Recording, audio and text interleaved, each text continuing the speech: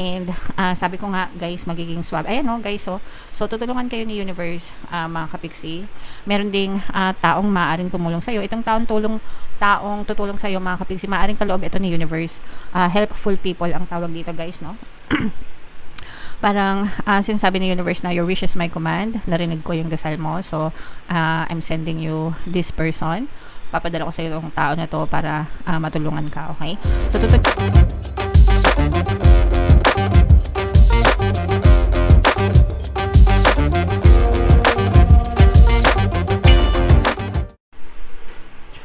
hello guys, hello Virgo, welcome back to Pinay Pixie Tarot. Ang pamagat ng episode natin for tonight is first half kapalaran ngayong June 1 to 15 para sa Virgo, Sun, Moon, Rising, Sign, and Venus.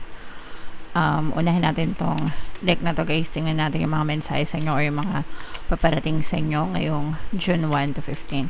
And by the way mga kapiksi, sa mga naghahanap ng pampaswerte na lucky charms, lucky bracelet, may mga items na makikita kayo sa description box nitong video. Check nyo lang yun guys, and pwede nyo na rin i-check out mga kapiksi. So ito yung mga messages, mensahe para sa inyo guys.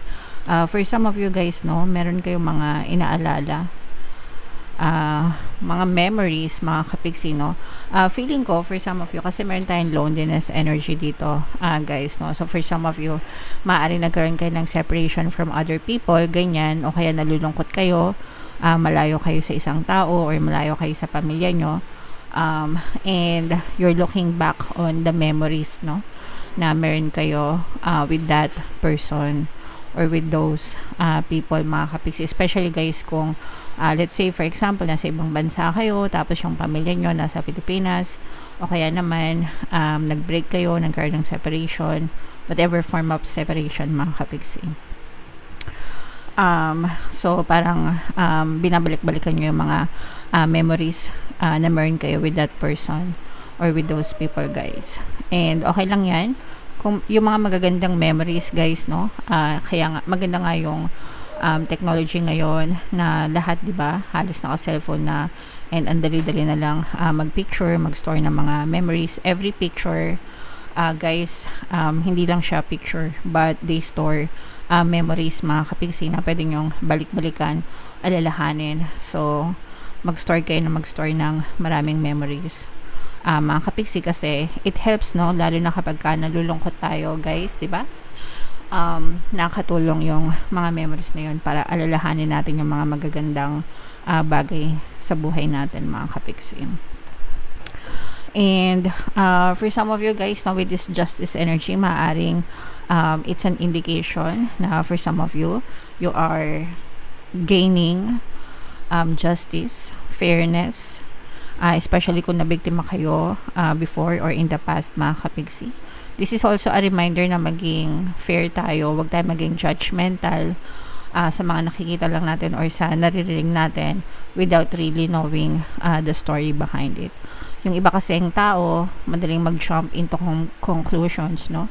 Meron lang isang post na nabasa sa social media, ngit-ngit na sa kaka-comment, no, without really fully understanding the context ng mga nangyari. So iwasan natin manggatong sa mga ganun mga kapiksi.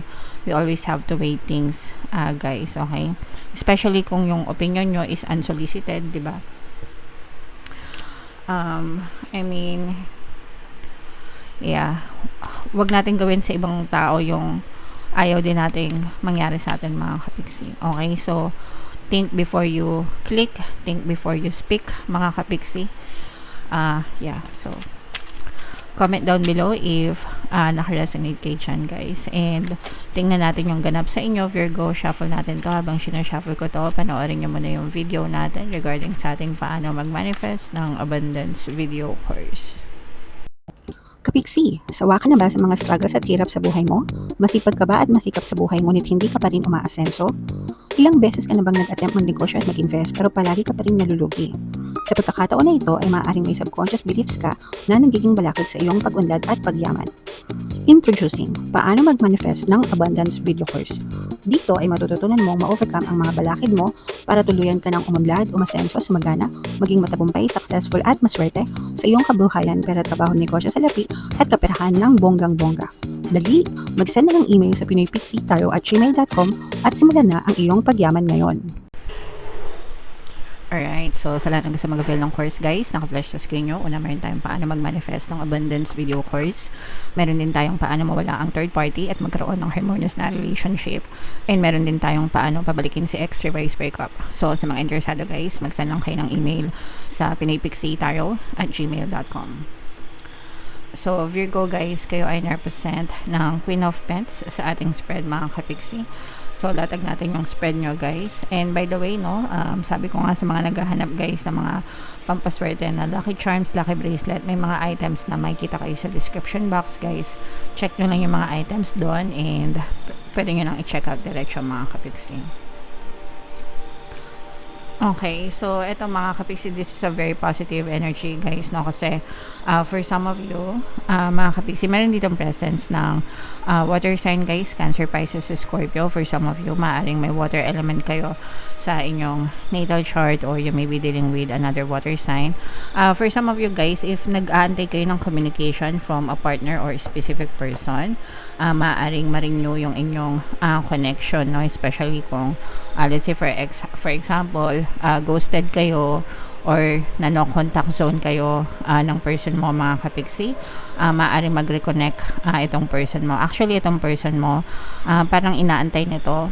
Parang nag-aantayin kayong dalawa mga kapixie. Parang inaantay mo siyang mag-reach out sa'yo, and siya parang nag-aantay din siya na mag-reach out sa'yo mga kapixie. But eventually, magkakaroon din ng connection. Either kayo magsimula or sila yung magsimula. But whatever guys, kung sino man yung maunang mag-contact, there will be a response, no? Magkakaroon ng response. So, sa mga kapixie natin na let's say for example, what if naka-block kayo sa kanila, ganyan. Meron tayong pampakontak na subliminal mga kapixie, no? Yung pampatawag, tama ba? Pampatawag, pampakontak na subliminal. Kahit naka-block kayo doon, kahit naka-block kayo sa kanila, i-unblock nila kayo mga kapixie pag palagi niyong pinapakinggan yung subliminal na yun. So in case na gusto nyong kontakin nila kayo, pwede nyong pakinggan yon mga kapixie. Okay? Alright. And ito naman, pagdating sa kaperahan mga kapixie, kung kayo ay nagdadanas guys ng mga financial struggles or financial constraints, magkakaroon ng solusyon sa mga problemang kaperahan nyo mga kapixie, no? We have abundance of money here guys, at saka mga rewards. So ibig sabihin nito mga kapixie, maaring magkaroon din ng solusyon sa mga problemang financial nyo mga kapixie, and maaring gumanda rin yung takbo ng kaperahan nyo guys, especially kung matagal na kayong nagsisikap sa paghahanap buhay nyo or sa pagnenegosyo nyo. Dadating din yung time na maaring gumaan-gaan naman yung takbo ng kaperahan sa inyo. So magsikap lang guys. Syempre given na guys yung sipag at tiyaga, di ba? Kasama yun palagi, sipag at tiyaga. Yung pagdadasal mga kapixie, importante yon of course. And sabayan nyo na rin ng kailangan yung positibong mental diet. Sinasabay palagi.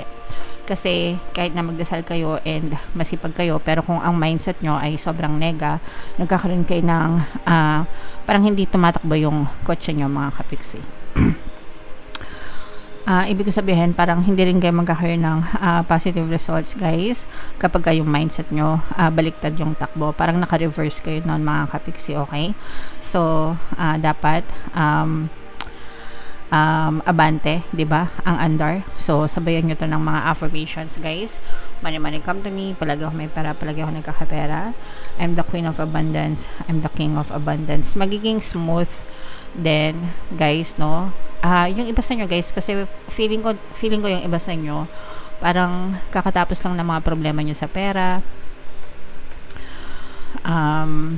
Nagkaroon ng mga financial problems, pero magiging swabe din yung susunod na hakbang sa buhay nyo. So yeah, tiyaga-tiyaga lang mga kapixie. Magkakaroon din kayo ng mga good karma, no? the universe is always watching over you. Ayan, no, ito yung sinasabi natin ng mga problema, no? Mga kapiksi, kung mapapansin nyo, talagang sobrang dami ng tinik sa dibdib nyo. Ang dami yung iniisip, guys, no? So, yung mga iniisip nyo, guys, kung tapos naman na, wag nyo lang isipin. Kasi pag paulit-ulit nyo pang inisip, lalo lang pwede siyang lumala yung mga sitwasyon na yon. Wag tayong mag-focus sa mga problema, guys. Mag-focus tayo sa mga solusyon. What would you see? What would you hear? What would you feel kapag solve na yung problema mo? Okay? So, dapat nasa ganong state kayo, mga kapiksi, para mabilis masolusyonan yung mga problema nyo, guys. Okay? And, sabi ko nga, guys, magiging suave. Ayan, no, guys, so tutulungan kayo ni universe, mga kapiksi. Meron ding taong maaaring tumulong sa'yo. Itong taong tutulong sa'yo, mga kapiksi, maaaring kaloob ito ni universe. Helpful people ang tawag dito, guys, no? Parang sinasabi ni universe na your wish is my command. Narinig ko yung dasal mo. So, I'm sending you this person. Papadala ko sa iyo yung tao na to para matulungan ka, okay? So, tutulungan kayo ni universe, guys, para malampasan nyo itong mga problema na to, itong mga hinagpis sa mga dibdib nyo, mga kapiksi. But of course, no, tulungan nyo rin yung sarili nyo, guys, para hindi kayo masyadong malulong sa mga problema. Huwag tayo masyadong mag-emo, di ba? Hindi naman nakakatulong, guys, yung pag-emo. Okay lang yon, mga ilang sa mga simula, no? Simula ng mga problema, ganyan. Pero yung pagpalagi na, no, na nag-i-emo kayo, ganyan, baka lumala pa yung mga depression nyo, guys, and lalala yung mga problema nyo. So, tulungan nyo rin yung sarili nyo, mga kapiksi. Okay? So, ito, guys, i-mind nyo na itong mga tulong from the universe, mga kapiksi, itong mga rewards galing kay universe, itong mga tulong pagdating sa finances, financial help, mga kapiksi, at saka itong communication, no, from a specific person. So, bunot lang tayo ng isang card para sa inyong additional na message. This is freedom, mga kapiksi, no? So, for some of you, maaaring nagkakaroon kayo ng kalayaan, freedom from mga problema, no? Survival, ganyan, nakaka-survive kayo sa mga hamon ng buhay. So, parang nawawala yung mga tinig sa dibdib. Ito yung mga problema, di ba? Marami kayong tinik sa dibdib. So, unti-unting nawawala tong mga tinik na to, guys. Ito yung mga burdens nyo. Ito yung mga nagpapahirap sa damdamin nyo, sa isip nyo, mga kapiksi. So, makakalaya din kayo dyan. Ibig sabihin, matatapos din yung mga problema nyo. Masusolusyonan din, mga kapiksi. And magiging smooth din, no? Ito, magiging maganda din yung takbo ng inyong pamumuhay sa inyong next journey, mga kapiksi. Okay? Alright. So, yeah. Comment down below, Virgo, if feeling nyo nakaresonate kayo, yung mga magaganda dito, guys, i-mind nyo na sa comment section. For more tarot readings, guys, ito yung playlist nyo. Ito naman yung ating success stories ng paano mag-manifest ng abundance video course. Thank you for liking, sharing, and subscribing. See you next time. I love you all, mga kapiksi. Have a nice day. Bye-bye.